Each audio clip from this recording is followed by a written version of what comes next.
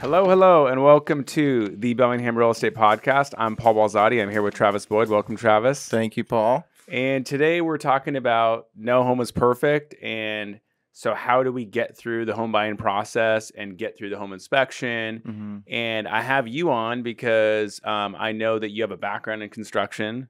Mm-hmm. So let's kind of get right into it, man. So how long have you been in real estate? It's coming up on, or actually through the third year, or Nice. in the middle of the third year. Nice.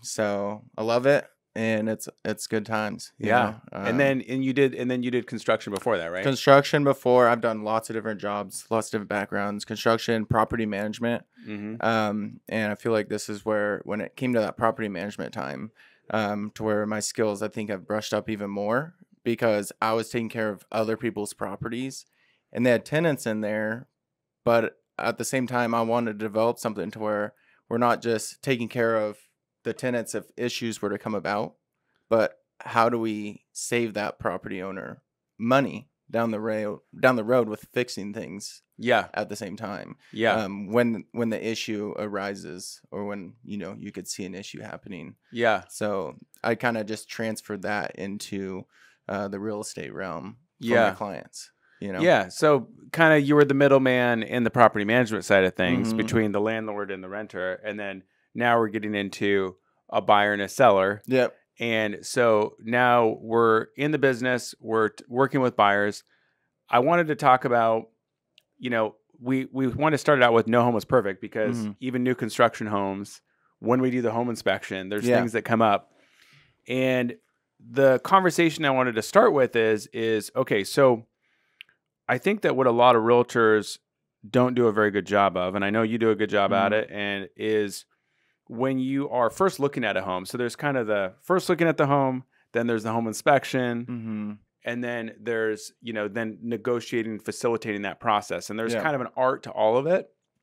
And there's also just an advocacy, thing there too, where we have to, we're not just trying to sell the buyer on what Right. and to buy the house. We want to make sure that it's the right place and make sure that they're, it's going to be in good condition, or at least their eyes wide open about whatever the issues are. So, okay. So walk me through, when you first show a home, the first time you're going through, the buyers, are generally, they're looking at the condition, of course. Yeah. But we know that they're more focused on the sizes of the rooms, the Paint view, color the paint of the colors. inside, Oh, I hate this paint Yeah. color. And so they're looking at, generally speaking, a little bit more at the cosmetics. Yep. And so it's our job right off the bat to kind of educate them a little bit more on what they're looking at. And so, especially with the background, if you know homes. Mhm. So what are a few of the things that you look for, like right away, when you're just kind of like, maybe red flags, or just kind of general things that you kind of start looking around for when you first show a house? Yeah, so a lot of the stuff is, we could get a lot of the stuff out of the way before we even go to the house, just in our buyer consultation meetings, with some things of what are some of these clients worried about in a home? What Right. have they experienced in their last previous homes that they liked or didn't like? And then what are they worried about down the road with some things, as far as, gas or all electric, or the type of siding. Some people are, it's like, I never want to have this type of siding on a Good home. point. Yeah. So a lot of that stuff is going to be able to where I could transfer that over into the houses. And that also gets with showing them proper houses that might fit what they're looking for. Yeah. So you could have a lot of that already out of the way right off the bat. Even if you send them something to say, hey, look, I know this house doesn't, or has this that you didn't like, but maybe with a certain price point and strategy, and if the other items of the inspection pop up, there might be some room to negotiate to where that might accommodate, and say, you know what, maybe I could deal with this certain issue, Right, and then right. fix it down the road. Yeah. But the key point is to be able to address it Right. right off the bat, to say, hey, I understand, I'm hearing you, but it might still be worth taking a look at it. Yeah. So some of these things, when we're going to show a house, a lot of those things, outside perimeter aspect with it, with types of landscaping, the roof concept, type of siding, how the windows are installed in the house, but also with the trim, any rod. But we're going, and I like to look at a lot of the features to be there's some houses to where we get a lot of water here. Mm-hmm. And if you're from another state that might not get a lot, it's like, hey, this might be a potential hazard for you down the way if everything's draining right to your house. Right. So that could be something that when we get the home inspected, let's have the inspector take a double look at this to see if he has any concerns or if it's properly done with foundation drainage and everything like that. Yeah. So I think that's big to not only look at the structure of the house, but also the property that's surrounding it. Creeks that are running back of the house. Some buyers, there's like, I don't want to even deal with a creek, or they get there and they say, you know what, a creek's fine, I have no problem. And then they get there and they're just like, you know what, I don't think so. This creek is just too much. Well, is the creek way below their house, or is it right above their house? Exactly. I mean, it all depends. And there'll be a lot of buyers that be like, I think I could do without. But it's important to say, hey, look, this is what it is. This creek is here, but they also have a retaining wall around the property or a hillside going deep into the, really right next to the house. And it's like, hey, you got a hillside here, but they have a properly engineered retaining wall that's going to be taking care of this, so you don't have to worry about your house sliding down the mountain. So I think that's huge to be able to address to them just in the first initial part, that you hear them, you hear their concerns, and you're already addressing them. So when it comes down to it, they're able to make that decision with some of the knowledge that I've presented to them. Yeah. So, when you bring up, water, that's such a good point because, if you're coming even from California or you're coming from out of state, or you just haven't bought a home in a long time, you haven't bought it does seem like water intrusion is kind of, or water drainage. Yeah. Are two kind of, drainage and intrusion are a couple of the biggest things. You mentioned siding earlier. One of the things I always like to do is, how you have the kind of the 90s through the 2000s where there was a lot of there's a lot of wood product sidings, and then it kind of switched almost to cement plank, hardy plank, like overnight. Mm-hmm.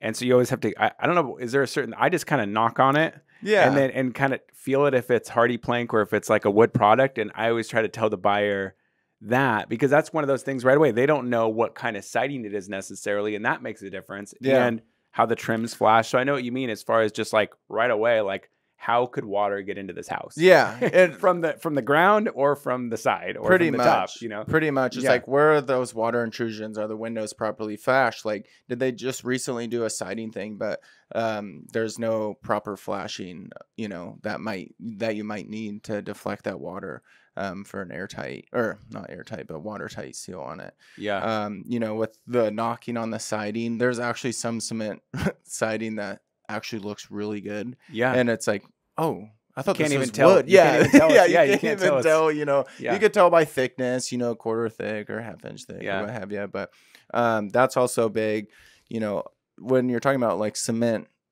plank siding, like Hardy siding and whatnot, there's multiple variations of siding companies, not just James Hardy, but there's a lot of people that get the Hardy siding on, and they're just like, that's it, I don't have to take care of it.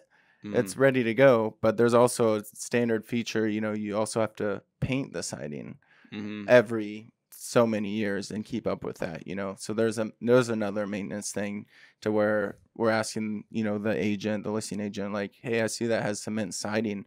When was the last time that it was painted? 20 years ago. It's like, okay, well, as be able to bring that to a buyer, be like, hey, it has Hardy plank siding, but it was last painted 20 years ago. This whole south-facing side needs to be repainted. You see it's discolored, so that could be an expense. That could be down the road, either replacement of cement siding, or if you get by with painting it. Well, and so this is kind of getting to my point. So, there's 3 phases to really getting through the condition of a home before you kind of come to a conclusion. I'm going to buy this home, with or without these things done, and I'm happy and I'm eyes wide open and all that. And the step 1 is kind of what I'm talking about, which is you're doing essentially kind of a pre-inspection with them just when you're going through the house. And it's like, we're not going to, spend the whole time necessarily. It's kind of this weird thing when you're showing a house, right? Where you don't want to spend the whole time just like pointing out everything that's wrong, could be wrong with it, because that's kind of, a little over the top, but you still have to, but we still do it to some degree, because you don't want to just sit there and be like, yes, this is beautiful. Yes, this is this. Because if we don't have those conversations, then they get to the home inspection and then they're like, what the heck? And they're overwhelmed. Exactly. And so this is kind of part of what we have to do. Yeah. And that's a great point, because, if you go into a house, this is messed up, don't do it. I mean, you're going to have that with every single house. No house. I mean, no house is perfect. Yeah. Even new construction, that's just what it is. Especially even if there's a house that nice, there's going to be something that the buyer isn't going to like. So when we're doing this and we're doing these walkthroughs, it's not to completely beat up the house, because maybe something that I don't like, there could be something that the buyer could be like, I love it. And it's just like, okay, that's great. You learn, and that's where it's a process as you look from one house to the next, for me to understand what your needs and wants are, to be able to help translate that to you through the inspection and also the showings at the same time. Yeah. So like when we're walking through, it's more of like, I guess, advising of it. Like, hey, how do you think about this? What do you think about this? I noticed there was something going on with this. Does that bother you? Yeah. Is that something that is going to be a problematic down the road? Mm-hmm. I know you want to get into a house. You need to get in the house. Are you okay with having this happen right now and then dealing with it later? Or does this need to get fixed today before you buy the house? Yeah, it's such a good point, because every buyer has a different tolerance level for different things. Mm-hmm. And so, but you're at least bringing it up, and that's the point. So kind of moving forward. So now the buyer says, so you're bringing things up, like, what's going on around the house, what the envelope of the house is like, pointing out other things that could come up. Now they say, well, I want to write an offer on this. Yeah. So we know they're going to write an offer. And I think one of the reasons why a lot of deals fall apart during the inspection contingency is because the buyers were ill prepared, and do get overwhelmed, and then and they don't they come in with their best price, and then they want everything repaired. Yeah. That comes up in the report, or most things repaired, and then the seller's like, what the heck? One thing I know you do, and I always do, is when I'm preparing the offer with them, now it's like we're doing a second round of really thinking about what the condition of the house is, so that we can say, okay, when we write this offer, we already know that the paint, let's say that you mentioned the paint for the cement planks. Let's say it's cement plank siding. Hey, it's cement plank siding, but it hasn't been caulked and painted in a long time. It's probably due for that. Or you have gaps. Sure. In your siding, that's further when new siding, you don't need those gaps. Yeah. So you're pointing out all these things. So then it's like, okay, we already know that, though. We visually saw it. It was clear to us. So we probably should, either if we want to ask for new paint, we should probably ask for it up front, or, we should write a slightly lower offer because we know we need to do that. Mm-hmm. And then that way, when we get to the inspection, it's like, okay, we already know about this. We already know about this. We already know about this. We're obviously not going to be able to catch everything. We're not home inspectors. Right. But if we've already done that, then when we get into the home inspection, half the things that come up, we've already talked about, we've already planned for. Yeah. So it makes the rest of the inspection not so bad, because you get an inspection report, it's like 60 pages. Right. And you're just like, oh my gosh, like what is going on with this house? A lot of it is the liability stuff that the inspectors have for you to look over and everything. To say like, look, if it's 95 degrees out, I don't know if there's a water leak. Right. Just stuff like that. But a lot of it with that inspection is that report is mainly catered to what's wrong with the house instead of what's right with the house. And that's where we could talk through before we put in the offer. Be like, look, it's in a great location. It's in a neighborhood that you're in. There's still a lot of positives here that you have. Open space concept. There's still a lot that you like about this house. That is there, there could be a give and take with some of that inspection report when you do see it. And you're just like, yeah, we already talked about some of these things. We already talked that the hot water tank is old, and the inspector might have more information on it. See a qualified professional.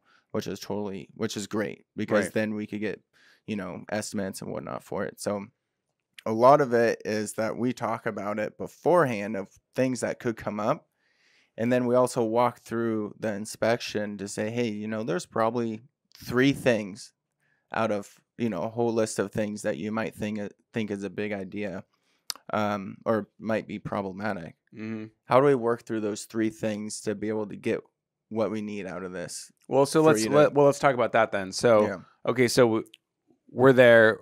The inspection's happening now. What would you say are, and we've already prepared them about the paint, the this, the that, the older water heater. You're right. It's like there's going to be older components that the inspector is going to say they're due to be replaced, but they're working. Yeah. And so, but we pointed that out, when they wanted to write an offer. So they already knew, okay, I already got a plan for, we already know how to budget. Yeah. And it doesn't mean we still can't try to negotiate on those Right. things, but it just means at least we didn't go into the inspection and go, oh my gosh, wait a second, the water heater is 12 years old or whatever. Mm-hmm. So we helped them prepare. Now, what would you say that like the 3 items that you would say come up the most often that can be surprises when they get into the inspection? That can be. You see a lot of like puddles in the crawl space, to be honest. Water in the crawl space. Yeah, to where everyone's Totally. like, how does that even get there? Like, people they have their vape and stuff. It's like, where'd they even come from? There's not even, there's not even a pipe underneath here or anything like that. So like you have just random stuff like that to where that could be, as a buyer, and even as a list, if that comes up at a seller and there's like, I have no clue, so like that's kind of a question to where you're wondering for it. And that's either drainage or could be groundwater. Could be groundwater. Yeah. So you got water and crawl space. What else do you think is the couple things that come up the most? I'm just putting you on the spot. Yeah, you're fine. Something, obviously your big ticket items. Some things could be a new roof, right? Yeah, and you're right, because sometimes like they'll clean the roof and it kind of looks okay when you're looking at it, and on our initial walkthrough, and then the home inspector will be like, "This roof's," you can't see the back of it or something. You can't see the whole roof all the time, and sometimes you're right. He'll say, this is near the end of its life expectancy. Yeah, and you could tell a lot of times. So if you're in a development, and you're just like, that neighbor has a new roof. That's a good point. Like, what's going on with this house? Does this house need a new roof? Because they were built, all in 1990 or what have you. And if everyone around them has a new roof, but this one's still the original, that probably tells you that you probably need a new roof, right? That is totally one of the dead giveaways. Yeah. Like you see brand new roofs around you, even if it looks fine. Yeah. So like if the roof's older, that's kind of something, you're right, that can kind of sneak up on you a little bit. Roof older, water and crawl space. What else do you think comes up the most? Probably say some electrical panel stuff. Yeah, well, if it's older, if it's older, if it's older, there's almost always electrical. There are some panels, that they don't allow them to be put together anymore or installed in houses. So there could be some homes that, hey, this was that type of panel. I thought you were gonna say, I thought number 3 would be like mice and rats and like. Yeah. I feel like that comes up a lot. That does, yeah. And that sneaks up on you because we can't always see the attic. Before the inspection, and there's a lot of mice and rats around here. Mm-hmm. I mean that's common. Speaking of the attic, a lot of that stuff is some inspectors probably aren't gonna walk the whole length of the attic because they don't want to fall through the roof. Right. Like they just go like this with their flashlight. Yeah. And some of them you'll be able to see signs if there's, breaking with trusses or if, there's no proper truss plates or anything like that. Also, they'll be able to see for proper ventilation in your attic too. If there's mold that's growing in on underneath your sheathing. Mold comes up a lot too. These are a lot of things that most sellers on their seller's disclosure form, obviously that we give out to buyers. A seller's most likely not going to know about it. Yeah. Because how often do you go in the attic? Right. And look at your stuff. Look at how everything is going. And the mold thing can be tricky because there's tons of different kinds of mold, and mold's like this natural thing. And so you'll have sometimes where it's a little bit of that black Yeah. that can be remedied pretty easily. And then Mhm. sometimes it can be like spongy green, crazy, like bad. And And then it also depends on the person, which is a point you brought up at the very beginning of this. Like, what if that person has breathing type yeah. of health things where they can't, so those kind of things, how you remedy those can depend on the person and what they're, Yeah, and a lot of it is like that could be not proper ventilation in your right. And then attic. and then yeah, you're right. You're going to improve the ventilation and you can improve the ventilation to fix that, but then you still have to, how you remedy Right. that could vary Yeah. depending on, And know, no, you got a bathroom vent, and it could just be vented right into your attic. That's causing that moisture. that happens a lot too. That's Yeah. something, or it falls off. Like it Right. was attached to your vent and through the roof, and then it slipped off. Yeah. And then like I've had to fix a few of those. Yeah. And so where it's just something simple that Yeah. someone didn't know about, Yeah. I mean, and it can be, that can be even in a new construction, because Mhm. when I bought I bought 2 homes new, and the first one I bought new, they ran the jetted tub. And this Oh. kind of reminds me, because you brought up ducting, just falling off. Yeah. And I guess it's actually totally not related at all, but same topic. They ran the jetted tub during the inspection, and I think the jets weren't working or something. And it turned out that the guy who had hooked up the tub, he just forgot to like hook up those little tubes up to the jets. And so, if we would have done that enough times, trying to get it working after it closed, we would have just had water, and it was second floor, and so subcontractors they can sometimes connect things loosely, and then they get disconnected later, Yeah. or like a duct, or like in new construction, sometimes the subs will just completely miss things, so even in new construction, you'll run into surprises. So, and that's huge when you talk about like bathroom remodels and stuff like that. It could have been a remodel that somebody messed up. A remodel or something, but also it's just like, hey, this bathroom was remodeled, and you see the shower is all tile. And then in my mind, it's processing, well, who did the bathroom? Was it the seller that it was his first bathroom that did it, and you're relying on his waterproofing? Yeah, he might have tiled right over some cruddy stuff. Yeah, or it's not properly waterproofed. Yeah. So there could be something to where it's just like, hey, this bathroom's tile. It'd be good to ask who actually tiled this. Was it a professional company and stuff like that? So you could go in a little bit, because that could cause some issues right there. If that tile isn't properly waterproof behind it, and you're showering, and the next thing you know, you fall through the floor.